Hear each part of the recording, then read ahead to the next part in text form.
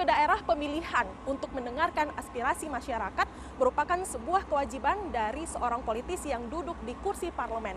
Tak terkecuali anggota Komisi 1 Fraksi Gerindra DPR RI, Yan Permenas Mandenas, yang akan keliling Papua dari pulau ke pulau untuk menemui para konstituennya.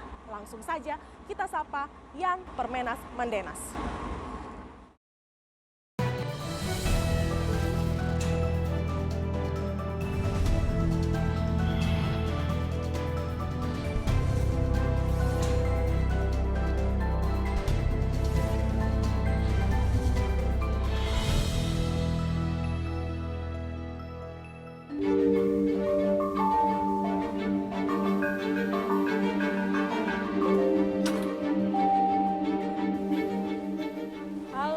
Selamat sore Kakak Yan. Selamat sore.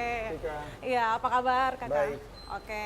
Kak Yan, ini kita sedang dalam perjalanan menumpang KRI Teluk Weda ya. Ini kita ingin mengikuti kegiatan Kakak Yan sebagai anggota DPR RI untuk turun ke dapil. Boleh dijelaskan Kak, apa saja sih rencana kegiatan dan kita akan kemana ini? Yang pertama, hari ini kita start dari Biak. Saya sengaja mengajak dan Lantamal dan Lanal ya. Karena di ujung Pulau Yapen yang nanti kita tuju ini salah satu pulau terluar di Samudra Pasifik, Pulau Kurudu yang kita tuju. Ini merupakan salah satu wilayah yang sering terjadi kecelakaan laut. Karena memang di daerah sini sudah sering kecelakaan terjadi, kecelakaan yang menyebabkan 14 orang hilang sampai hari ini tidak ketemu. Dan sampai hari ini juga polisi tidak ketemu titik orang-orangnya ada di mana. Menurut informasi mereka masih hidup dan disandra di hutan, tapi kabarnya pun juga tak kunjung terdengar sampai dengan hari ini. Selain kita usulkan untuk nanti bangun posal di sini, ya, tapi juga kita minta untuk kapal patroli setingkat KAL yang nanti akan didukung oleh Kasal kepada Lanal Biak, ya, untuk bisa melakukan patroli di wilayah perairan sini. Banyak sekali PR. Iya, banyak PR. Kakak ya. Jadi selain Kakak Yan datang ke sini untuk mendengarkan aspirasi masyarakat di Kepulauan Yapen, juga untuk mengawasi itu tadi ya, keamanan, pemerataan jaringan, dan juga perekonomian dan sebagainya. Kita lanjut ngobrol di luar mungkin, kita sambil boleh melihat bagaimana ini KRI Teluk Weda. Kak Yan kan bukan pertama kalinya ini turun ke dapil bertemu dengan konstituennya. Apa saja sih biasanya masalah-masalah yang disampaikan oleh masyarakat di Papua ini? Kalau di wilayah Saireri, aksi gangguan keamanan dari kelompok sekarang namanya TPNPB, Tentara Nasional Pembebasan Papua Barat, itu sudah bisa ditekan sedikit demi sedikit, walaupun masih ada pergerakan sampai hari ini, tapi bisa ditekan. Dan saya sudah 2 kali bertemu mereka, punya komandan di Yapen namanya Fernando Warabai, dan saya sudah pernah bertemu pasukannya semua di wilayah Yapen Utara. Nah, terus kemudian aspirasi masyarakat di sini adalah bagaimana pemberdayaan masyarakat nelayan di wilayah pesisir ini. Sampai hari ini KKP sendiri tidak ada action yang luar biasa yang bisa bantu masyarakat di sini, walaupun mereka bantu misalnya motor tempel, perahu nelayan, tapi itu juga terbatas. Alokasinya terbatas, jadi tidak semua masyarakat di pulau itu dikasih. Padahal orang di kepulauan ini, Papua Utara ini, hidup mereka cuma dari nelayan. Tidak ada dari kehidupan lain, tidak ada. Nelayan dan bertani. Itu. Kayak Kakak menjadi anggota DPR, ini boleh diceritakan perjalanan karir politik Kakak Yan sehingga putra Papua ini bisa sampai ke Senayan, dan mengapa memilih jalan atau memilih karir sebagai anggota DPR RI? Ya, pertama kan saya ini aktivis kampus. Awalnya Kak aktivis Iya, ya? aktivis kampus, dan saya ini kan sebelum aktivis kampus dulu aktivis Papua Merdeka juga. Begitu. Saya dulu kan suka ikut-ikut Pak almarhum Ihyo Elowai. Iya, selaku presidium Dewan untuk Papua. Jadi memang dulu saya Satgas Papua Merdeka. Ya, zaman saya Satgas Papua Merdeka. Terus kemudian setelah saya selesai SMA masih Satgas. Setelah itu saya kuliah. Setelah saya kuliah saya beralih ke aktivis BEM. Kemudian 2002 saya di BEM Munchen. Sampai dengan saya harus pindah dari Fakultas Teknik ke Visi Punchen. Saya lanjut lagi di BEM Munchen, dan akhirnya hari-hari tugas saya adalah memimpin demonstrasi dan mengkoordinir massa untuk berdemonstrasi. Jiwa sosialnya memang dari Ya, kemudian muda, juga selain demonstrasi yang memang murni, tapi juga terima orderan demo. Oh, Ya, jadi kalau sekarang para aktivis demo-demo itu saya udah pengalaman, itu udah selesai. Zaman saya udah selesai, jadi kalau yang baru-baru demo itu saya udah tahu yang mana yang murni, yang mana yang orderan. Ya, karena sebelum mereka lakukan saya sudah lalui dulu. oke. Itu. Kemudian saya pernah kan demonstrasi yang dulu menimbulkan, saya pernah DPO waktu demonstrasi untuk tutup Freeport. Dan itu saya salah satunya tersangka aktor intelektual di balik demo yang mengorbankan aparat TNI dan Polri waktu itu. 16 Maret. Oke. Ya, 2006 kalau tidak salah. Ya. Waktu itu saya DPO selama berbulan-bulan. Itu Bapak Dan itu saya melarikan diri.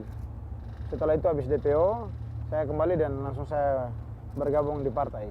Kemudian setelah itu saya bergabung lagi kembali ke partai. Dari organisasi BEM saya ke partai politik. oke. Ya, saya ke partai politik dan pertama saya ikut Andi Malarangin dan Rias Rasid waktu dirikan partai PDK awal-awalnya.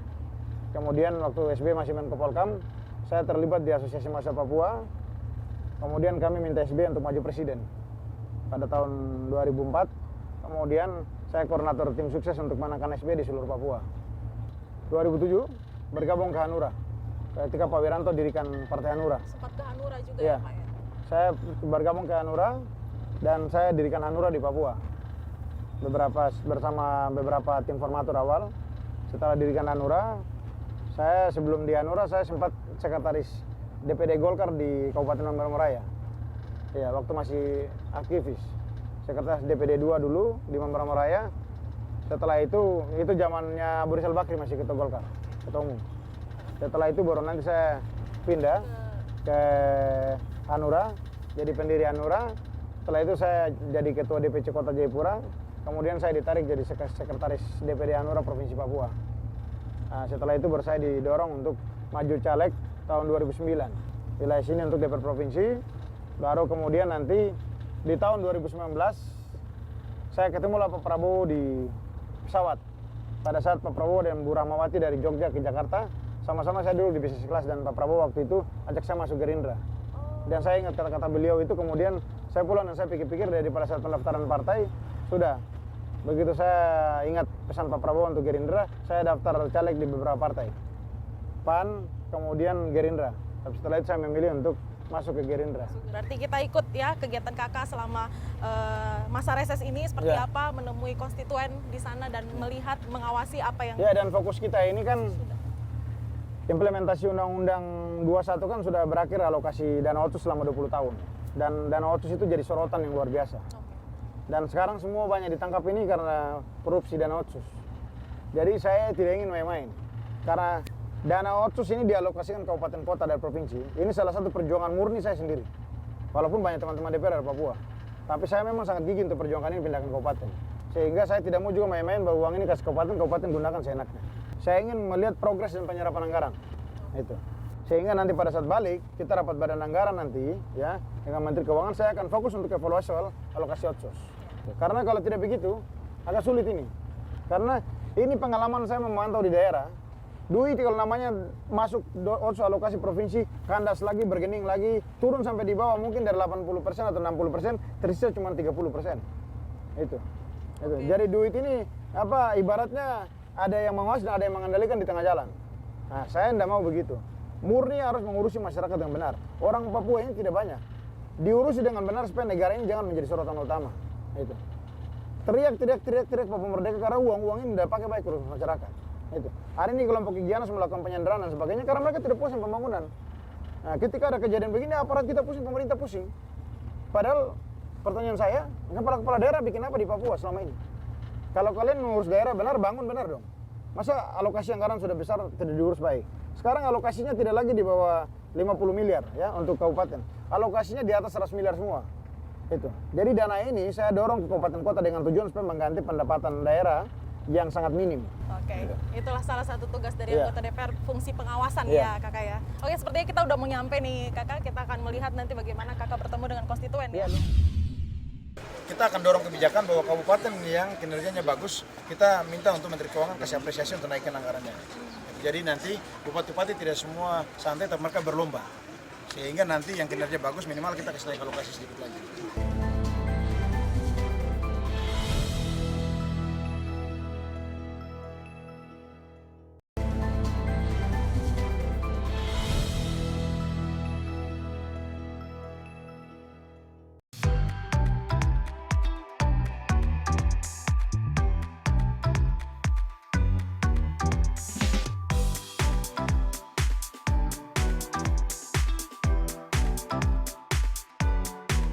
dibangun satu puskesmas ya di sini di Pulau Kurudu, karena Pulau Kurudu ini sangat susah maksudnya jauh dari kota, jauh dari rumah sakit, puskesmas. Bangunan jembatan sama jalan terus pembangunan batu tahu yang sementara Bapak Yandi janjikan untuk masyarakat untuk pembela ombak di laut. Kami ingin untuk punya bangunan sendiri.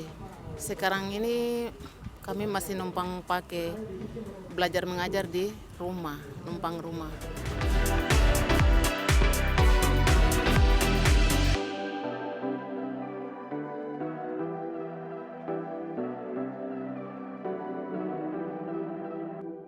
Nah, setelah kita mengobrol dan juga mendengarkan aspirasi masyarakat, mungkin Bapak bisa cerita sedikit bagaimana sih kondisi pendidikan yang ada di tempat Bapak saat ini? Kondisi pendidikan di Kepulauan Yapen pertama seperti apa yang menjadi prioritas kita dalam dana otsus. Penggunaan dana otsus di Kabupaten Kepulauan Yapen memang diperuntukkan lebih banyak untuk pembangunan di bidang pendidikan dan kesehatan. Kemudian kesulitan kami yang ada di Kabupaten Kepulauan Yapen dan mungkin juga di tempat-tempat yang lain adalah memang masih terbatas tenaga kependidikan dalam hal ini guru. Baik Bapak, kita ke Kakak yang tadi sudah melihat bagaimana kondisi sekolah di sini, kemudian mendengar aspirasi masyarakat, mungkin ada poin-poin penting apa yang... Ya, poin penting saya nanti cek fleksibilitas dari penggunaan dana otsus yang kita alokasi di kabupaten kota. Karena seperti saya sampaikan bahwa tanggung jawab saya sebagai ketua tim otsus yang ke Papua dan kemudian mendorong alokasi anggaran ini kita pindahkan dari provinsi ke kabupaten kota ini sangat besar dari sisi pertanggungjawaban program ke depan, dan nanti kita cek anggaran ini bisa fleksibel untuk digunakan untuk membiayai pendidikan dan kesehatan apa tidak. Berarti ini otsusnya langsung turun ke kabupaten kota Otsusnya sekarang yang ditransfer, berbeda ya? ditransfer dari pusat langsung ke kabupaten kota karena kita sudah bikin kriteria pembagian dana otsus. Salah satu kriteria yang kita bikin itu misalkan tingkat kemahalan harga, terus jumlah penduduk orang asli Papua, jumlah penduduk di wilayah tersebut, kemudian itu juga kita ada masukin salah satu kriteria juga terkait dengan misalkan geografis wilayah ya. Nah, itu juga jarak kemahalan transportasi. Nah, itu juga sebagai syarat-syarat untuk pembagian dana otsus ke kabupaten kota. Jadi memang ada fleksibel, tapi kan saya tadi sudah sampaikan bahwa kita akan dorong kebijakan bahwa kabupaten yang kinerjanya bagus, kita minta untuk Menteri Keuangan kasih apresiasi untuk naikkan anggarannya. Jadi nanti bupati-bupati tidak semua santai, tapi mereka berlomba. Sehingga nanti yang kinerja bagus minimal kita kasih naik alokasi sedikit lagi. Itu jadi bisa membantu dan memacu yang lain juga untuk bersaing. Kalau tidak begitu kan pasti yang dapat dana besar, tapi kalau tidak bikin apa-apa kan percuma.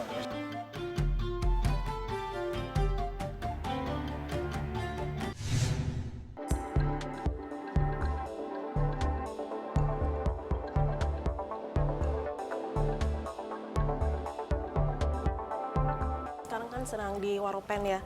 Kalau kakak melihat fasilitas kesehatan di sini ini seperti apa? Poin-poin apa saja yang kakak garis bawahi?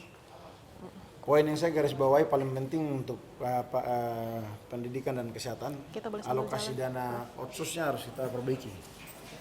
Alokasi dana otsus? Alokasi dana otsus untuk kesehatan dan pendidikan dari Kementerian Keuangan harus kita perbaiki lagi.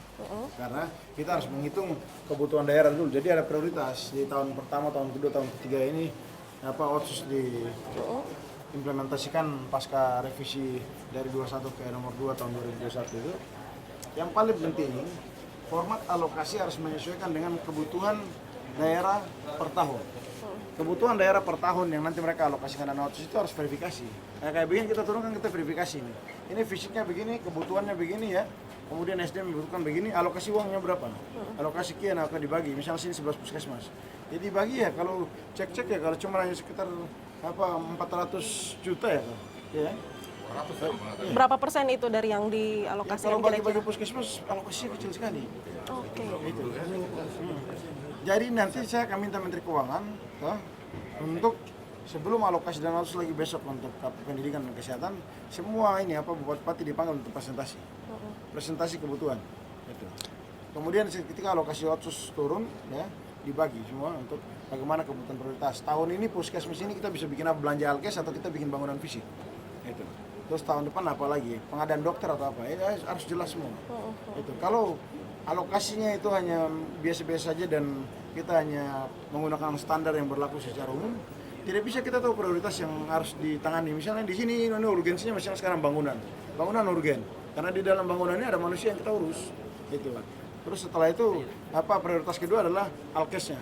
Alat kesehatannya. Alkesnya harus pasti memenuhi standar puskesmas rawat inap yang baik. Kalau ini masih jauh, Pak? Oh, bukan jauh lagi, ini di luar. Itu harapan kita.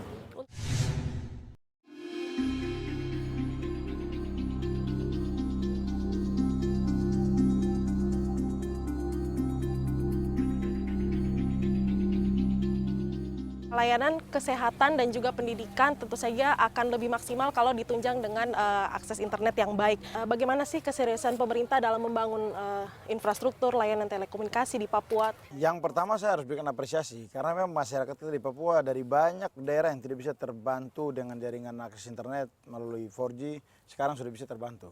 Itu, dan saya hitung sejak 2019 kita mulai start kerja untuk mendorong 2019 akhir. Ya, kemudian 2020 kita masuk dalam fase COVID-19. 2021 kita masih fase COVID. 2022 baru kita mulai gas full. Itu 21 tuh masih belum 100%, masih belum di atas 50%, belum kita beraktivitas, masih di bawah 50%. Jadi progresnya sedikit melambat. Nah, 2022 dan 2003 ini kan progresnya sudah cukup baik dan masyarakat sudah banyak menerima manfaat dari pembangunan BTS bakti. Nah, tapi saya berharap dengan progres ini tidak saja yang di kota-kota yang kita prioritaskan untuk mengcover, tapi di daerah-daerah pinggiran. Daerah pinggiran karena ini kan tujuan alokasinya kan untuk daerah 3T. 3T itu selain ibu kota tapi di daerah-daerah pinggiran memang menjadi prioritas alokasi kita untuk bangun BTS supaya masyarakat di kampung-kampung juga kita dorong mereka untuk bisa memanfaatkan jaringan 4G yang ada untuk bisa akses internet. Tapi kendala utama ya, ini kan pembangunan harus terintegrasi. Kita bikin BTS tapi program sosialisasi literasi digital itu harus masuk sampai ke sekolah-sekolah, sampai ke Pemda kabupaten kota. Jadi mereka di sini bisa manfaatkan jaringan yang ada ini untuk ini untuk kepentingan pendidikan, kepentingan pelayanan kesehatan, bermanfaat maksimal. Tapi kalau saya lihat ini kan dibangun dilepas, yang berikutnya harus mereka lakukan kita dorong adalah bagaimana sosialisasi dan pelatihan itu tentang bagaimana pemanfaatan digital dengan memanfaatkan jaringan-jaringan 4G yang ada ini melalui BTS Bakti, BTS operator seluler dan lain-lain. Kalau tidak seperti itu, nanti orang di sekolah juga tidak memahami bagaimana memanfaatkan jaringan yang ada untuk kebutuhan belajar mengajar. Itu. Kemudian nanti juga harus dengan Pemda, kenapa? Supaya Pemda itu mensupport sekolah, puskesmas untuk pelayanan e-government itu. Agar semuanya terintegrasi. Ya, agar semua terintegrasi. Kira-kira kapan nih Pak targetnya terrealisasi untuk realisasi semuanya? kita bisa bangun ini dan tidaknya tergantung orang di sana harus menjamin keamanan. Itu karena jangan sampai terjadi pembantaian terhadap 9 pekerja di Beoga. Itu, dan itu pekerja dari Bakti, Kominfo. Yang di dalamnya ada masyarakat lokal juga, itu yang jadi pertimbangan kita.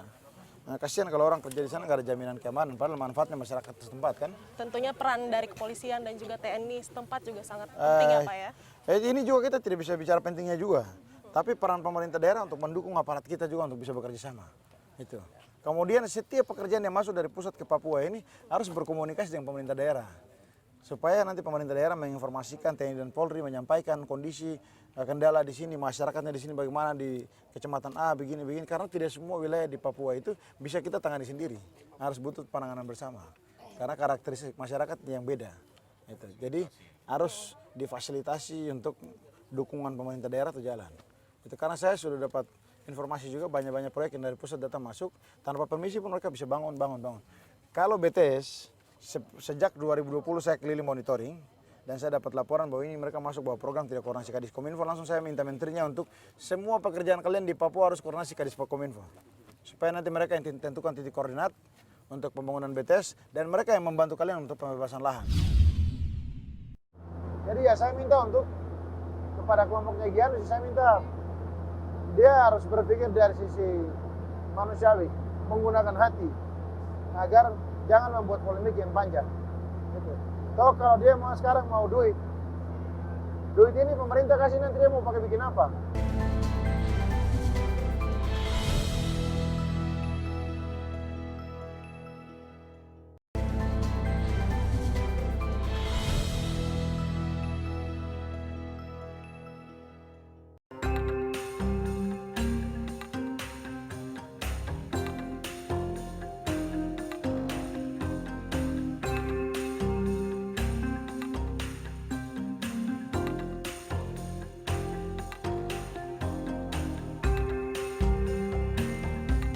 sangat sulit memang karena sarana transportasinya tidak tersedia. Apalagi dengan jadwal kunjungan kita di wilayah Papua yang cukup luas, dengan waktu yang hanya 1 hari di satu kabupaten, dan paling lama 2 hari satu kabupaten, itu memang membutuhkan mobilitas transportasi juga yang tinggi untuk bisa menjawab tuntutan dan kebutuhan kita untuk kita bisa mobilisasi dari satu kota ke kota lain.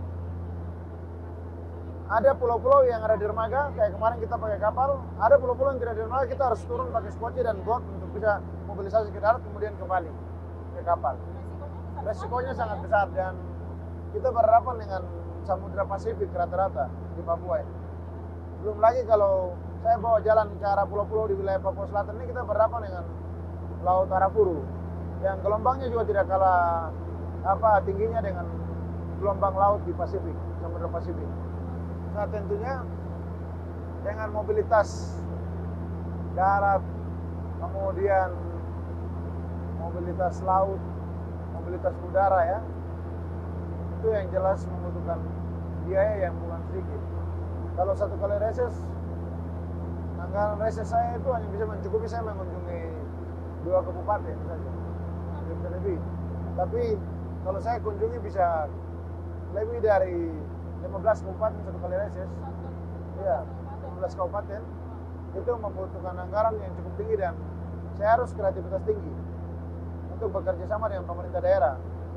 Ya, sehingga apa yang saya lakukan bisa memberikan dukungan kepada mereka dan mereka juga mendukung saya untuk bisa mobilitas transportasi dari satu kota ke kota yang lain dalam rangka menyerap dan bisa mendengar aspirasi masyarakat secara langsung, sehingga ada progres juga yang akan saya sampaikan pasca aspirasi itu. Saya menyampaikan ke pemerintah pusat melalui menteri-menteri terkait dan mengambil kebijakan di tingkat pusat.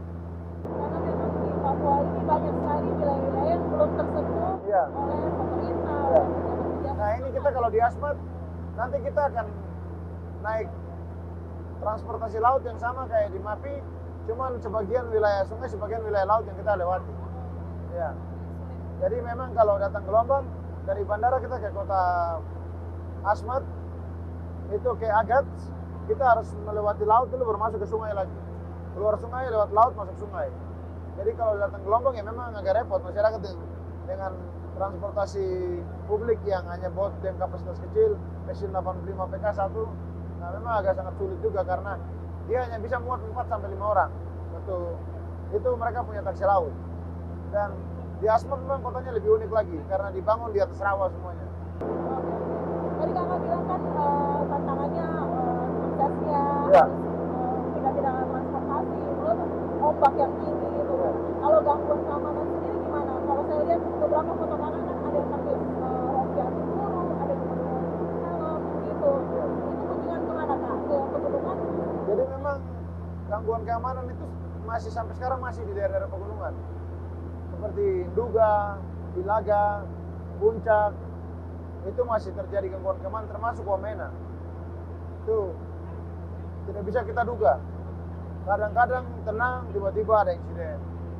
Pegunungan Bintang. Kalau selatan ini relatif kondusif. Dan kita kalau mau kunjungan ke Papua, idealnya seorang anggota DPR RI harus dibekali paling rendah biaya perjalanannya dengan semua dukungan untuk reses, minimal paling rendah 1,5 M per reses. Paling rendah. Iya. Itu pun belum tentu semua wilayah kita datang. Karena di sini tingkat ketergantungan masyarakat juga cukup tinggi. Jadi kita harus bantu. Misalkan kemarin saya datang, masyarakat minta bantu ini, bantu itu. Jadi ya boleh dikatakan selama saya di DPR, ruang reses saya tiap tahun habis di dapil. Saya tidak bisa bikin apa-apa. Tapi ya memang karena kita harus kerja untuk bagaimana membangun Papua ini juga dengan seperti orang gila yang saya bilang. Jadi mau tidak mau saya harus mengorbankan semua yang saya punya untuk kepentingan Papua yang lebih besar. Tapi ya saya berpikir bahwa segala sesuatu yang selama ini saya kerja saya butuhkan pasti disediakan oleh Tuhan. Jadi saya tidak pernah khawatir. Saya kerja saya karena semua saya investasi baik apapun yang saya butuhkan selalu ada. Karena saya sudah buktikan dulu saya maju caleg tanpa uang saya terpilih. Jadi itu sudah terbukti, jadi saya tidak terlalu khawatir. Buat saya bekerja sebagai politisi di DPR itu adalah pengabdian. Dan pengabdian itu kalau bukan mandat dari masyarakat, saya tidak mau juga kerja keras. Tapi kalau mandat dan kepercayaan masyarakat, saya akan berjuang dengan gigi untuk perjuangan aspirasi mereka. Bapak, ini mumpung kita berada dalam pesawat, saya jadi teringat dengan kasus yang saat ini terjadi pilot CCR yang masih ditahan oleh pemerintah. Menurut kakak, pandangan kakak, apa sih sebenarnya yang harus dilakukan oleh pemerintah Indonesia untuk meningkatkan situasi ini, kakak? Ya ini kan kita sayangkan juga karena sekarang kan saya tadi lihat berita di Instagramnya Bu Susi. Bu Susi sudah menyatakan sikap menyampaikan permohonan maaf kepada rakyat Papua dan menarik semua maskapai Susier dari Papua. Sudah resmi, dia sampaikan pernyataan itu resmi di Instagramnya. Jadi ya saya sangat prihatin dan menyayangkan sekali karena selama ini di Papua yang sangat membantu masyarakat di daerah-daerah terpencil, daerah-daerah terisolir, di pegunungan, salah satu adalah Susier. Jadi kalau Susier sudah tarik pesawatnya dari Papua, kasihan, kita mau berharap siapa yang mau membantu kita. Padahal kita harus berikan ucapan terima kasih kepada khususnya bahkan masyarakat Papua harus berikan penghargaan. Bukan sekedar dia bisnis, tapi secara kemanusiaan dia bisa melayani orang di Papua. Itu dengan menerbangkan pesawat-pesawatnya semua ke Papua. Padahal mungkin banyak daerah di Indonesia yang membutuhkan juga pelayanan perintis. Tapi begitu besar perhatian dia untuk Papua, dia bisa bantu. Dan hari ini tarik pesawat pasti dampaknya akan sangat luas. Dari aspek transportasi udara dan sangat signifikan untuk mobilitas barang, mobilitas orang dan sebagainya. Itu pasti masyarakat akan mengalami kesulitan. Itu. Dan mungkin saya pun pada saat kunjungan mau kemana-mana pun saya akan sewa pesawat dengan harga yang lebih tinggi. Karena persaingan yang selama ini Susier lakukan duluan, kemudian ada pesawat lain, itu tidak terjadi lagi. Nah, jadi pasti tingkat kemahalan naik. Tapi ya saya sayangkan juga kelompok-kelompok KKB ini bisa melakukan hal yang sebenarnya tidak harus mereka lakukan. Kamu menyandra pilot itu sama saja memutuskan mata rantai transportasi untuk mendukung masyarakat Papua di pegunungan. Sangat disayangkan. Itu karena tidak mungkin Susier ditarik terus Egyanus mau melahirkan banyak pesawat untuk terbang, tidak mungkin. Itu. Jadi ya saya minta untuk kepada kelompoknya Egyanus, saya minta dia harus berpikir dari sisi manusiawi, menggunakan hati agar jangan membuat polemik yang panjang. Gitu. Toh kalau dia sekarang mau duit ini pemerintah kasih, nanti dia mau pakai bikin apa?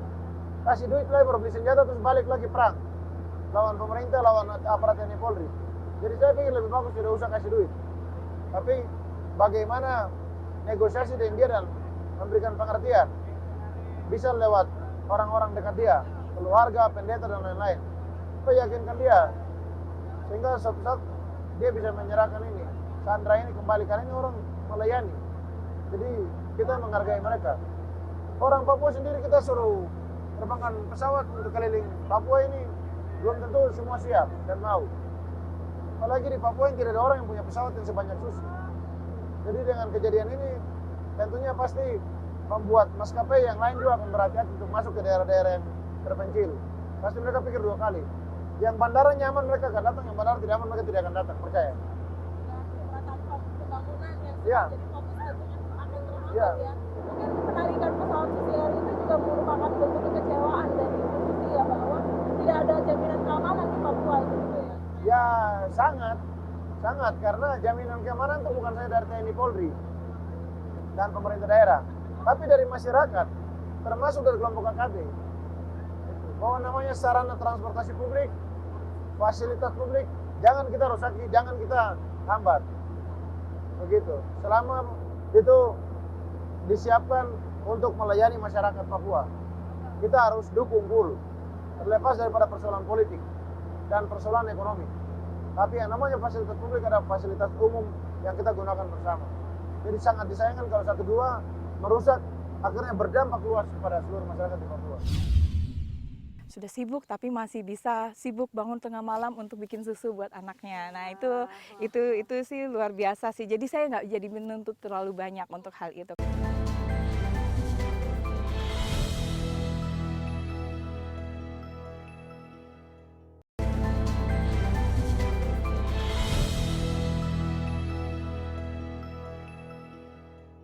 Di sebelah saya ini merupakan istri dari Kakak Yan Mandenas, Kak Melani. Halo Kak, apa Halo, kabar? baik. Ya Kak, boleh cerita gimana sih pengalamannya mendampingi Kakak Yan Mandenas kalau turun ke dapil? Ini kan mobilitasnya sangat tinggi. Ini gimana Kak? Sejujurnya ini baru pertama kali. Selama menemaninya hampir 12 tahun berpolitik, ini baru kali pertama ikut dia turun ke ke dapil. Ya. Gimana Kak, seru nggak? Seru ya, karena kita harus mempersiapkan fisik terutama ya. Karena mobilisasi kita ke pesisir ini cukup jauh-jauh kan ya. Nah itu sih, ini sih baru pertama kali sih. Jadi ya, tapi saya karena suka jalan-jalan, kayak suka adventure seperti itu, ya seru gitu. Seru. Jadi ya itu sih pengalaman pertama, ya itu kesan pertamanya seperti itu, seru. Ada pengalaman yang menarik atau berkesan nggak pas mungkin ketemu masyarakat juga gitu atau ketemu ibu-ibu? Iya, semua jadi sangat berkesan ya, karena kan kita sendiri melihat bagaimana kebutuhan masyarakat, masalah-masalah yang dialami oleh masyarakat langsung gitu. Sejauh ini kan mungkin kita hanya melihat, mendengar dari jauh, tapi ikut dengan suami, kita lihat sendiri bagaimana apa yang mereka rasakan, yang mereka alami gitu. Jadi menjadikan sesuatu buat saya pribadi gitu untuk lebih dekat lagi dengan masyarakat gitu, bersama-sama dengan Bapak gitu. Jadi itu memang adalah salah satu pergumulan Bapak pribadi ya, bahwa dia memang harus selalu turun gitu. Setiap kali reses harus turun, karena setiap kali itu bukan hanya masalah yang sama, tapi ada masalah-masalah yang berbeda yang harus kita tahu juga. Jadi dengan turun langsung, melihat langsung, kita merasakan juga, melihat bagaimana mereka tinggal, bagaimana yang mereka dapatkan dari semua program-program pemerintah yang sudah dilakukan itu kan ya. Jadi kita bisa lihat langsung gitu, merasakan langsung yang mereka alami setiap harinya. Seperti kemarin juga, contoh kita ke Kampung Soek ya, dan juga beberapa kampung lainnya dari Kurudu, sampai kemarin terakhir Soek, bertemu dengan ibu-ibu di sana. Mereka cerita bagaimana kesulitan-kesulitan mereka menjadi seorang ibu di pulau, jauh dari kota gitu kan. Mereka curhat gitulah ya. Curhat gitu sama saya pribadi. Nah itu menyentuh saya gitu pribadi ya. Waduh, kita hidup di di Kuta itu enak gitu. Bagaimana dengan mereka, dengan fasilitas yang terbatas dari kesehatan ya kan, dari pendidikan, air bersih, listrik, bahkan rumah layak huni ya kan. Nah, kemarin juga kita lihat rumah-rumah mereka juga yang seadanya. Nah, itu kan mereka otomatis terganggu dari segi kesehatan, anak-anak mereka juga, dan juga salah satu yang saya pergi kemarin tuh itu di luar dari program Bapak, tapi saya selalu punya hati sendiri untuk anak-anak, jadi saya mengunjungi salah satu PAUD yang ada di pesisir anak. Jadi mereka dengan fasilitas mereka yang seadanya, mereka belajar bagaimana membaca, belajar mengenal huruf, belajar ini semua serba terbatas. Nah itu sangat menyentuh saya pribadi gitu. Waduh, ini kita saya sampai berpikir apa yang harus kita lakukan buat anak-anak, contohnya untuk anak-anak usia dini ya, ini mereka dengan keterbatasan mereka tidak punya playground, mereka bermain dengan alam, itu saya pikir benefit tertentu, tapi mereka juga butuh playground supaya mereka tahu bermain dengan fasilitas terbaru ya kan. Nah itu terus juga mereka punya alat baca, tools yang mereka butuhkan untuk mereka bagaimana mengenal huruf dan segala macam, itu mereka punya itu. Mereka saya lihat, waduh ini cuman kertas, semua apa adanya gitu. Mereka sampai bilang, Ibu kita hanya bisa punya, ya ini sudah yang kita punya gitu. Ya kita mengajar dengan apa yang kami punya gitu. itu kekurangan kami gitu. Tapi saya bilang pesan sama ibu-ibu waktu itu bukan kekurangan ya, karena itu malah kelebihan, karena ibu pakai hati untuk mengajar, itu berbeda gitu. Semua ibu-ibu, saya juga seorang ibu, mengajar anak dengan hati itu kualitasnya berbeda dengan mengajar anak-anak dengan apa yang sudah lengkap semua gitu, nggak ada ini, itu beda gitu. Kita punya hati untuk anak-anak, pasti mengajarnya jadi berbeda, walaupun perlengkapan dan tools yang mereka butuhkan tuh apa adanya gitu. Nah itu yang salah satu yang bikin tersentuh sih. Ya. Iya, karena kan kita hidup di kota semua serba ada, mau beli apa ada gitu. Tapi mereka ya sangat terbatas untuk di wilayah pesisir. Hampir semua. Jadi setiap kali saya datang sama Bapak, saya sempatin bicara sama ibu-ibu di sana bagaimana soal pendidikan anak-anak di usia dini, itu salah satunya. Kalau sesama ibu-ibu kan Ya. bisa komunikasinya kadang Ya, lebih enak ya. lebih enak, tidak terlalu ini ya. Jadi mereka langsung mengumpulkan semua, langsung gitu. curhat ya. Jadi itu jadinya bisa menjadi salah satu salah satu kesempatan juga buat saya pribadi untuk menyampaikan ke Bapak, ini loh yang terjadi gitu. Dari segi pendidikan yang seperti kemarin Bapak angkat ya, saya fokus juga untuk melihat pendidikan dan kesehatan. Nah, saya mengangkatnya membantu dia dari pendidikan usia dini. Anak-anak bagaimana, karena kan semua sesuatu harus dari dini dulu kan. Nah, itu salah satu yang saya menjadi istrinya lakukan. Jadi tidak hanya untuk ikut-ikut saja, tapi ada sesuatu yang saya tampung dari ibu-ibu. Nah, ya, itu. Betul. Nah, Oke, Kak Ian ini kan selain sebagai anggota DPR RI, dia juga punya kesibukan sebagai manajer Persipura, kemudian di partai politik juga. Ini gimana sih Kak Ian itu membagi waktu dengan keluarga ini? Pasti jarang di rumah ya Kak, atau gimana Kak? Oh ya, itu ya saya kalau melihat dia memang sangat sibuk ya. Banyak sekali kegiatannya itu. Sampai kadang-kadang juga aduh banyak sekali kegiatanmu gitu ya, kau coba gitu dipangkas-pangkas lah, mana yang penting-penting saja. Tapi kalau saya sebagai istri melihat passion dia di situ, saya tidak banyak mengintervensi itu gitu. Jadi lakukanlah apapun yang kamu mau lakukan selagi itu bisa dipertanggungjawabkan dengan baik. Itu selalu pesan saya ke suami saya. Jadi saya nggak pernah namanya membatasi dia, membebaskan dia, mendukung dia, apapun yang dia mau lakukan selagi itu dia bisa lakukan gitu. Nah, kenapa saya bisa begitu? Karena saya melihat sosok dia yang ayah yang luar biasa, bapak yang luar biasa buat anak-anak kami. Punya 5 anak, 4 anak laki-laki, 1 anak perempuan. Ketika dia punya waktu di rumah gitu, nggak usah jauh-jauh ya, dia pulang kantor aja gitu. Pulang kantor malam, dia itu bisa klonin anaknya. Nah, gitu. Dia menyempatkan tidur sama anaknya, dan kami selalu tidur bersama-sama dengan anak-anak gitu. Itu cara hal-hal kecil yang kita lihat dari saya sebagai istri, lihat dia sebagai suami ya. Mungkin kalau suami sudah capek pulang udah bodo amat gitu ya. Tapi kalau bapak enggak. Setelah dia mandi, dia langsung angkat anaknya yang masih kecil-kecil tidur di samping dia. Itu sudah membuat saya tersentuh sebagai istri ya, karena dia sudah sibuk tapi masih bisa sibuk bangun tengah malam untuk bikin susu buat anaknya. Nah, itu sih luar biasa sih. Jadi saya nggak jadi menuntut terlalu banyak untuk hal itu, karena hal kecil seperti itu sudah bikin saya cukup. Karena ya anak-anak mendapatkan perhatian itu. Pagi-pagi juga sama, sebelum anak saya ke sekolah disempatkan untuk mengurus mereka gitu. Nah, kalau waktu libur itu totally untuk anak-anak.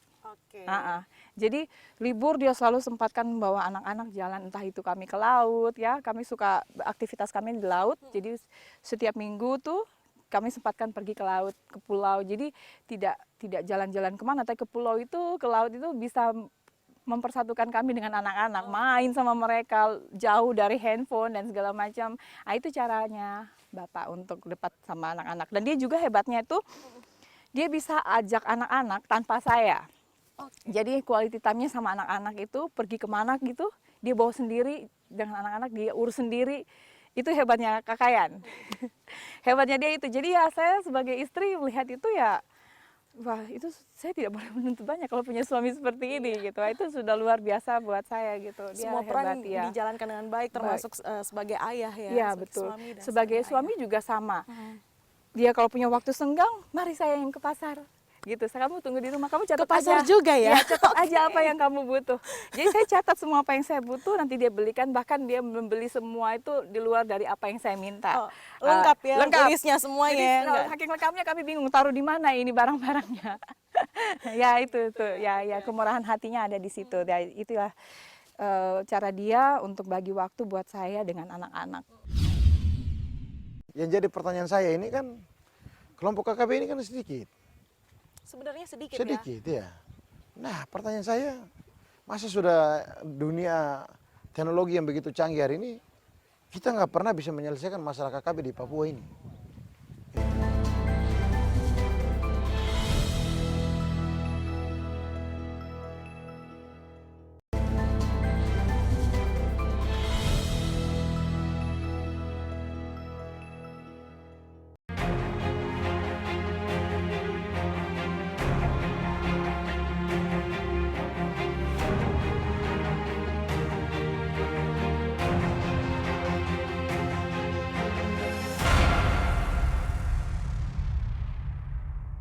Selamat siang Kak Ian. Selamat siang. Kak Ian mungkin mesti sharing ke kita nih, kakak kan sebagai anggota DPR, fraksi Gerindra, Dapil Papua, sering turun ke daerah pemilihan ini Kak.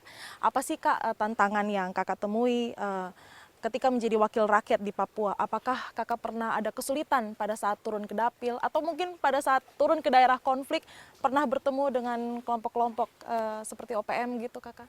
Tantangan yang besar di sini, tingkat ketergantungan masyarakat terhadap pemerintah sangat tinggi. Itu. Sehingga memang pemerintah daerah punya beban yang luar biasa. Itu. Yang kedua, lingkungan masyarakat yang memang dari sisi interaksi sosial masih belum terbuka. Jadi itu yang membuat masyarakat kita ini, mereka tetap melaksanakan kebiasaan mereka dalam kehidupan mereka sehari-hari. Misalnya budayanya seperti apa yang mereka lakukan, nah tradisi itu yang terus. Kemudian kehidupan mereka sebagai masyarakat nelayan, masyarakat petani, tapi hasil tangkapan mereka masih sebatas konsumsi lokal. Habis itu besok mereka cari lagi, kalau hari ini hasil tangkapan mereka dengan hasil pertanian mereka makan, sisa yang mereka jual tidak habis, mereka bagi ke tetangga dan keluarga. Nah itu yang terjadi. Jadi dari sisi ekonomi itu masyarakat di sini merasa bahwa toh kalau dia jual juga daya beli rendah karena akses pasar terbatas. Itu.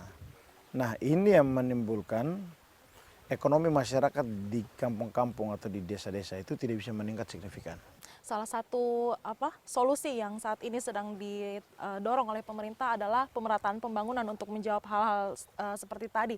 Dan caranya adalah dengan membentuk provinsi-provinsi baru ya, agar pembangunan lebih merata ya, atau daerah otonomi baru. Nah, menurut Kakak Ian sendiri, apa sih yang menjadi prioritas saat ini pasca dibentuknya daerah otonomi baru ini, dan mungkin apa sih yang masih menjadi tantangan dalam pembangunan?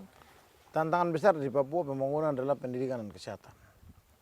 Itu kualitas pendidikan masih rendah. Itu kualitas pelayanan kesehatan masih jauh dari harapan hidup orang Papua. Jadi dua program ini harus menjadi prioritas nasional.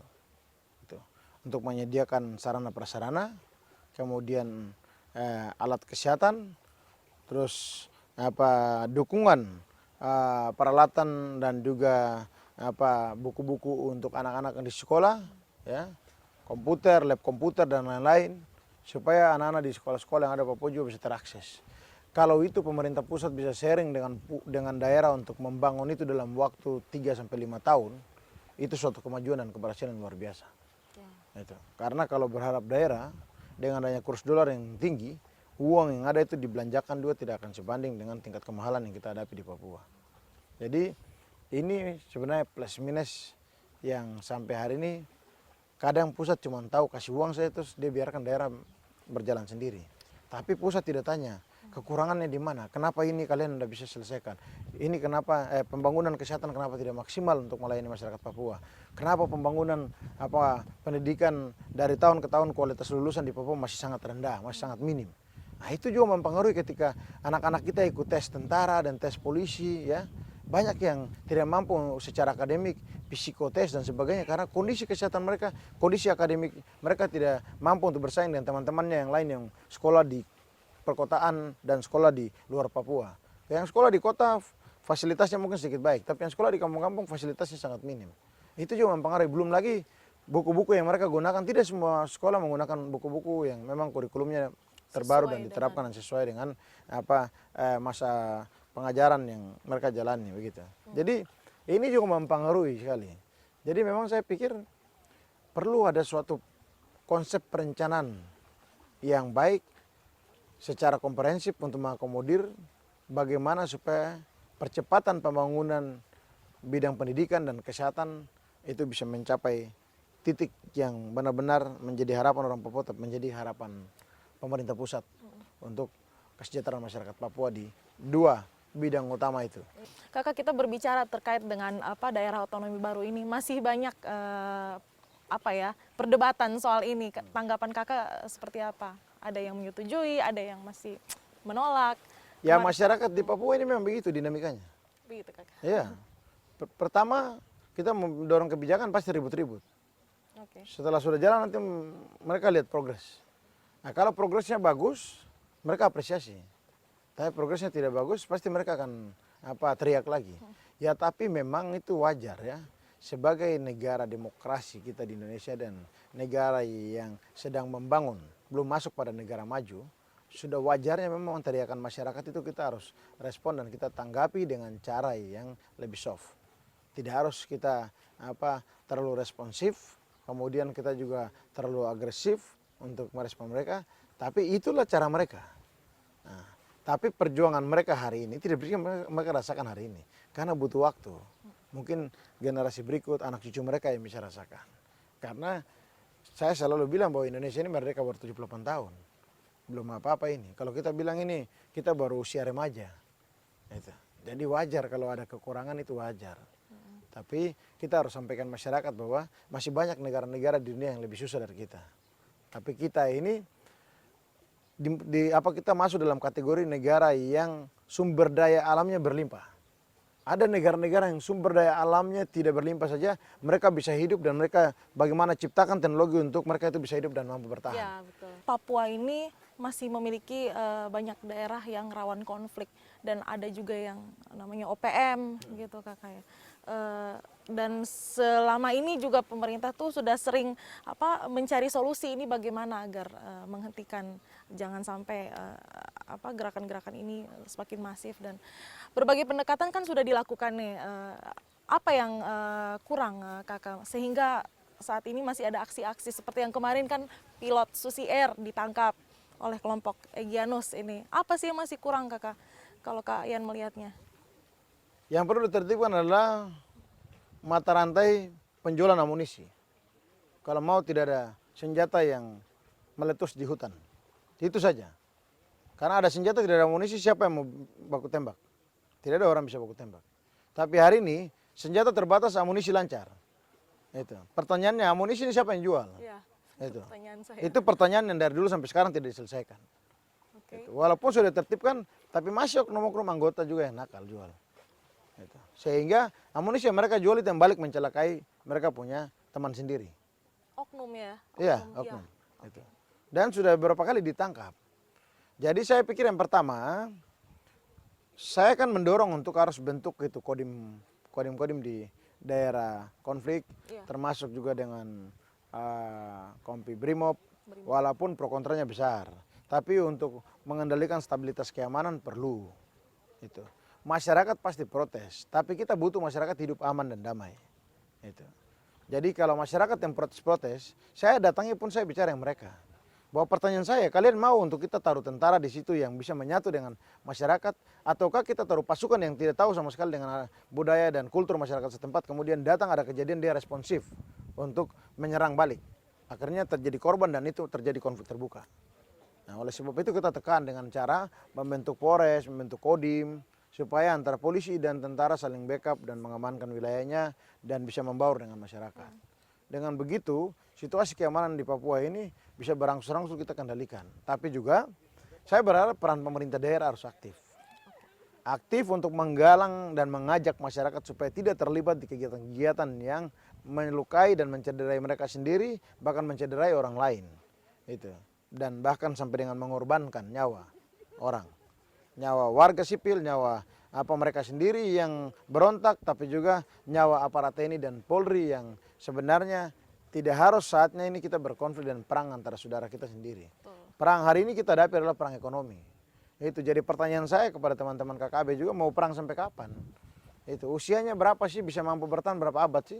Paling cuma hanya umur 50, 60, 70 tahun udah mati. Jadi usia yang ada itu dimanfaatkan dengan baik untuk investasikan hal yang baik untuk anak cucu mereka. Jangan habiskan dengan mengangkat senjata, kemudian mengorbankan nyawa, mereka juga korban, dan hasilnya tidak ada sama sekali untuk kepentingan pembangunan Papua ini, generasi Papua jangka panjang. Dan tidak selesai-selesai. Tidak selesai-selesai.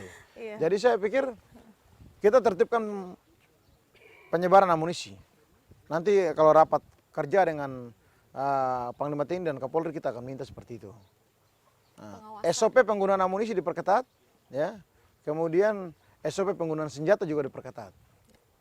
Sehingga itu bisa menekan agar tidak terjadi konflik-konflik yang mengorbankan jiwa, karena OPM atau KKB mungkin punya senjata hanya sekitar 300 pucuk, tapi amunisinya beribu-ribu, bahkan beratusan ribu. Terus ya? Masuk terus. Nah, mereka eksis.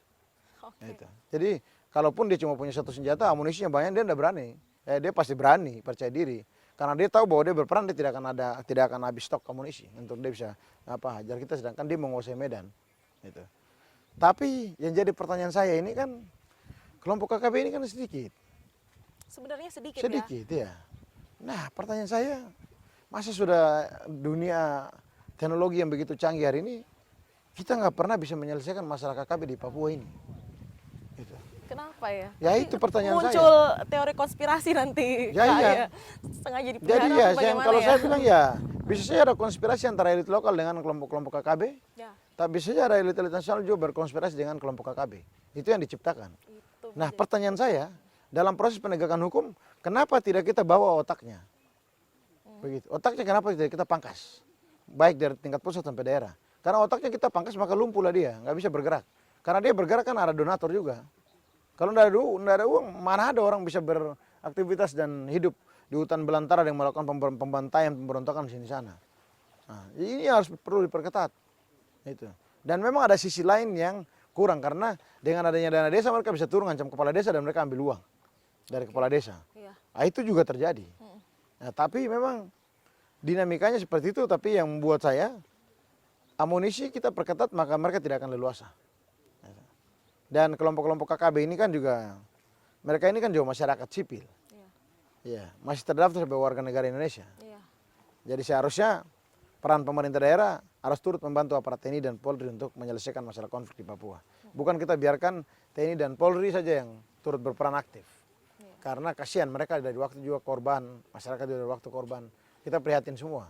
Karena nyawa mereka tidak bisa dibayar yang apa-apa, dan keluarga mereka terlantar akibat dari konflik di Papua yang berkepanjangan, dan itu membuat mereka punya anak-anak juga banyak yang yatim piatu. Itu kita harus prihatin. Jadi sebenarnya peperangan seperti begini itu sudah bukan dunianya, sudah bukan zamannya. Itu. Kita bisa lihat saja hari ini dengan contoh perang Rusia dan Ukraina saja mengakibatkan resesi global itu terjadi, dan dampaknya sampai Indonesia kita terasa. Nah, jadi harusnya kita belajar dari ini. Nah, makanya sekarang saya selalu sampaikan ke semua aktivis bahwa perang kita hari ini adalah perang melawan ekonomi. Itu yang harus kita lakukan.